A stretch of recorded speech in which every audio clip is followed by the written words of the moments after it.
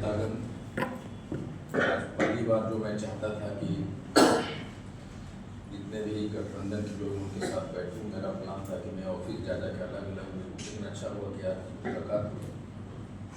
देखिए, अभी तक मैं सारी चीज़ों को सुन रहा था और मेरा जो अप्रोच है गठबंधन में जितने भी दल है, मेरा अप्रोच बिल्कुल अलग है।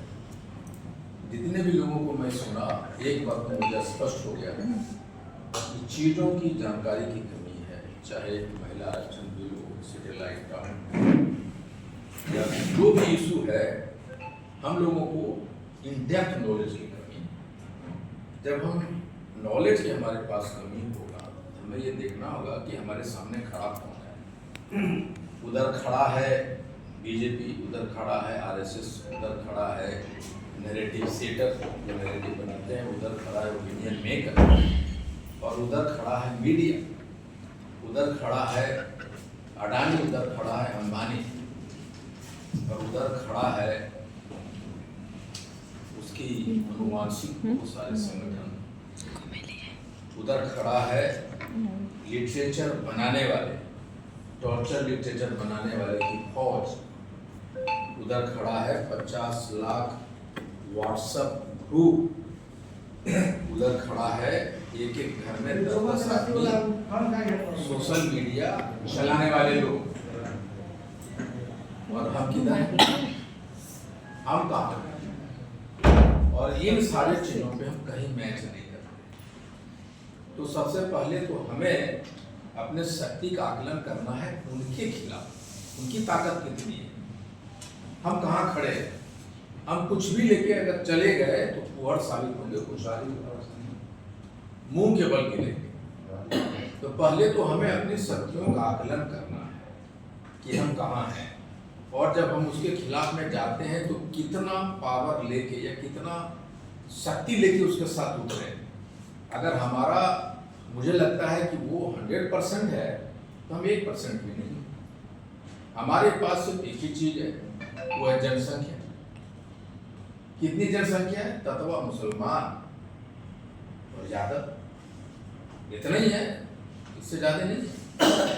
तो इतना हमारा सिर्फ एक ही पास है, कितना लोगों की जनसंख्या है, 40%, 20% जो भी है, इतना ही है, इससे ज्यादा नहीं। इसमें कुछ भी हमारे पास है, लेकिन जो सबसे बड़ी कमी मैं देख रहा हूँ ना, नॉलेज, चीजों की जानकारी। आरक्षण बिल क्या है, हमें किसी में कोई जानकारी नहीं। आरक्षण बिल पढ़ा नहीं लोगों ने। सबसे पहला काम है कि हम लोगों में से एक एक्शन प्लान ग्रुप बने, 1, 2, 3, 4 आदमी, और जो जैसे सैटेलाइट टाउन हुआ, आरक्षण बिल हो, उसका 10 पॉइंट्स हाईलाइट करें कि क्या क्या है और क्या क्या बोलना है। हम जाके कुछ भी बोल देंगे तो मुझ बन के उसके बिहार में भाजपा वाला जाएगा, हमसे बढ़िया समझाएगा, इसलिए बढ़िया समझाया जाएगा, तो बढ़िया समझा हुआ है, हम समझे हुए नहीं। आपको ये समझना होगा कि आरक्षण बिल है क्या। जब आरक्षण बिल 2023 में पास हो गया, उसमें 2 कंडीशन था कि जनगणना जब हो जाएगा, डिलिमिटेशन होगा तो उसको लागू करेंगे। आखिर वो भाजपा क्यों कह रहा है? आरक्षण बिल तो फेल नहीं हुआ, तो पास है ऑलरेडी, 2023 में कानून बना हुआ है, लेकिन भाजपा कह रहा है कि आरक्षण बिल गिर गया। आरक्षण बिल नहीं गिरा, डिलिमिटेशन बिल गिरा। और डिलिमिटेशन बिल तब तक नहीं आ सकता था जब तक कि जनगणना न हो जाए। जब ये बोल बिल गिरा डिलिमिटेशन, आप बोल रहा है कि आरक्षण बिल गिरा महिला वाला, इसका मतलब है कि महिला आरक्षण बिल इम्प्लीमेंट करने के मूड में ये होता है, इम्प्लीमेंट करने के मूड में वो नहीं है। दूसरा है कि हम सैटेलाइट टाउन है, अगर आप इसका विरोध करेंगे ना तो आप विरोधी माने जाएंगे। पहले सैटेलाइट टाउन है क्या, ये क्या सहरसा के डेवलपमेंट के लिए है कि नहीं है, ये समझना होगा। सैटेलाइट टाउन में क्या क्या चीजें हैं। ये जो लैंड पुलिंग पॉलिसी है कि किसानों से जमीन लेंगे, इसका पीछे बड़ी राजनीति है। आप देखिए कि अरावली पहाड़ों को जो रीडिफाइन किया गया, या फिर वक्फ का जो कानून आया, वक्फ बिल का कानून, फिर वो FCRA का कानून आया कि FCRA समझते हैं, फॉरेन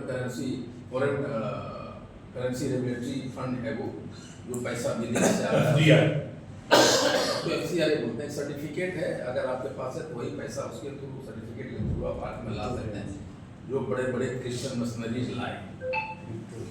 इसको भीतर की चीज समझने की जरूरत कि जब मैं आ रहा हूँ सैटेलाइट टाउन पे, वहीं पे आ रहा हूँ, इसको जोड़ रहा हूँ कहाँ से?